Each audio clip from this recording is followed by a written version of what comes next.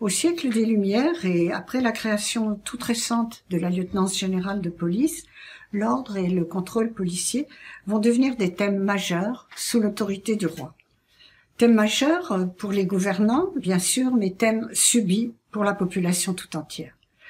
La police de Paris, qui cherche à suivre tous les perturbateurs de l'ordre public, est en correspondance immédiate avec Versailles et sa cour, bien sûr, mais se développe aussi tout autour de la capitale.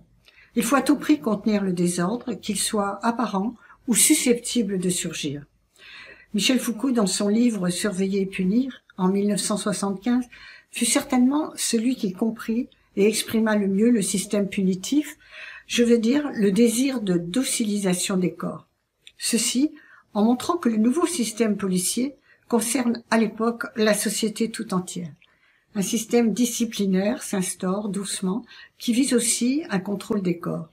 Je cite Foucault. « Le corps humain va entrer dans une machinerie de pouvoir qui le fouille, le désarticule et le recompose. » Fin de citation. Bien entendu, cela ne se fera pas en une fois, ni sans de nombreuses difficultés. Mais l'intention est là. Aussi, pour comprendre cette police basée sur le contrôle, sa volonté d'ordre, ses moyens de répression, il faut entrer quelques instants dans les archives des lieutenants, commissaires et inspecteurs de police conservés aux archives nationales. Le lieutenant de police est entouré de 48 commissaires de quartier, de 20 inspecteurs spécialisés sur certains thèmes, la librairie, les soldats, les prostituées, les juifs, les jeux, les étrangers, etc. Mais à cela s'ajoutent 300 hommes pour accomplir l'ordre et le contrôle. Le guet, 250 hommes, police dissuasive, puis la garde à pied ou à cheval, qui est une escouade quasi militaire créée en réponse aux incidents, aux rixes, aux tapages, aux blessures commises en ville. Mais en ouvrant ces archives s'offre au regard une autre dimension, celle d'un peuple constamment concerné par la police, soit comme plaignant, soit comme accusé ou témoin, soit comme ayant besoin d'elle pour la voirie et la sécurité. Aussi, face à la police, voit-on une opinion publique s'exprimer ou s'indigner, puisque tout est noté dans les procès-verbaux de chaque maison des commissaires. Se listent aussi les rumeurs, les débuts d'émeutes, les mauvais propos tenus dans les cafés, poursuivis par des mouchards, appelés mouches à l'époque. Et se lit encore le reflet de la pensée populaire, de ses affects, de ses sentiments envers le roi. Alors un paysage se dessine, celui d'un peuple et sa police.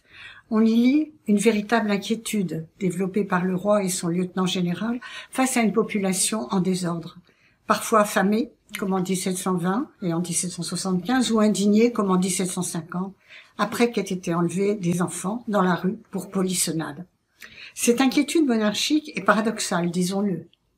Le roi et ses élites méprisent ce qu'ils appellent la populace, celle qu'ils disent instinctive, animale, femelle, et pourtant, chaque semaine, le roi reçoit le lieutenant général qui lui rapporte les pensées et les sentiments de ses sujets.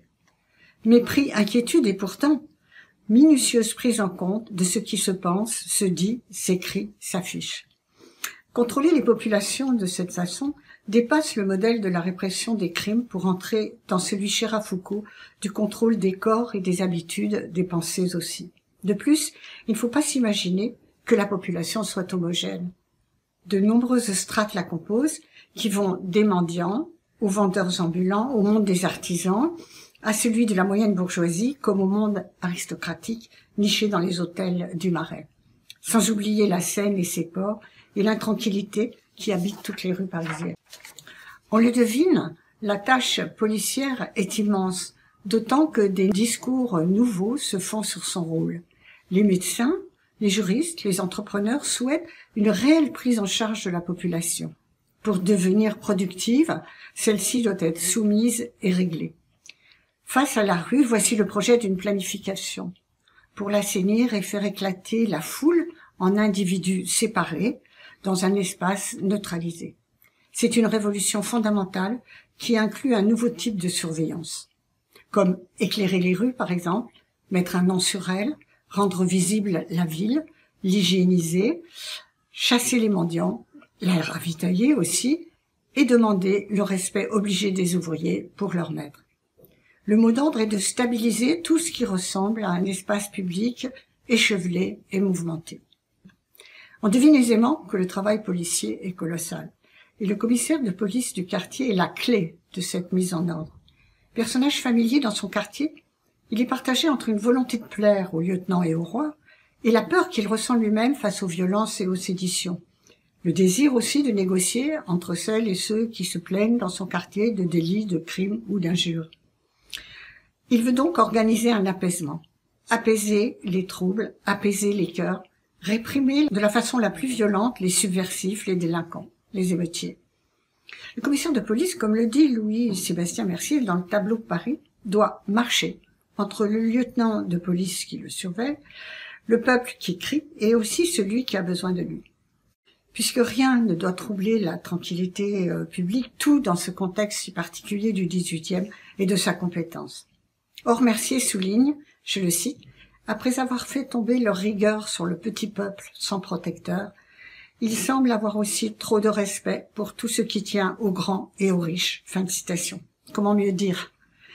Il n'y a guère de pendus ni de roués vifs dans la bourgeoisie à l'époque. Autre élément constitutif du travail du commissaire. Les sources en archives permettent de constater que l'image de la répression prend soudain de nouveaux traits. À travers les incidents de rue et de minuscules conflits, il entre dans plein pied dans la vie des gens, parfois sur leur demande. Il pénètre le domaine privé et intime des individus, notamment dans les conflits conjugaux ou dans les demandes de séparation ou les plaintes pour mauvais traitements entre hommes et femmes. Ces aspects de son travail, entrés en fait dans le secret des habitants, répondent à un besoin nouveau, celui de séparer les individus, d'éviter tout conglomérat ou rassemblement de la population. Voici la police alors, répressive et aussi protectrice et conseillère, et le commissaire, un ami du peuple, qui en fait ne l'est pas. Comme tout se sait, dans la promiscuité de la rue, le commissaire peut intervenir et sermonner, comme il l'entend, le coupable. Le mari violent, la femme adultère, les enfants dépourvus de l'affection de leurs parents et abandonnés, il faut aussi emprisonner. Simultanément s'organise, sous l'ordre du lieutenant général de police, un véritable contrôle de l'espace urbain. On doit bien sûr répondre aux événements individuels, aux délits, mais il faut encore aménager l'espace pour qu'il ne soit plus le terreau du désordre. Ainsi faut-il le traquer, le nommer, l'éclairer, établir des plans, des cartes. La population résistera. Des séditions se formeront quand les graveurs poseront au mur des rues des écriteaux portant un nom précis. On pourrait donner bien d'autres exemples. Rendre l'espace visible coûte que coûte, c'est l'encadrer, le surveiller, donc le punir. Il faut aplanir l'espace, le rendre étal. C'est alors que le peuple, face au rêve policier d'un espace remodelé, se confrontera souvent avec violence à sa police, puis au-delà d'elle, à l'organisation autoritaire qu'engendrait le principe d'une domination sociale jugée insupportable.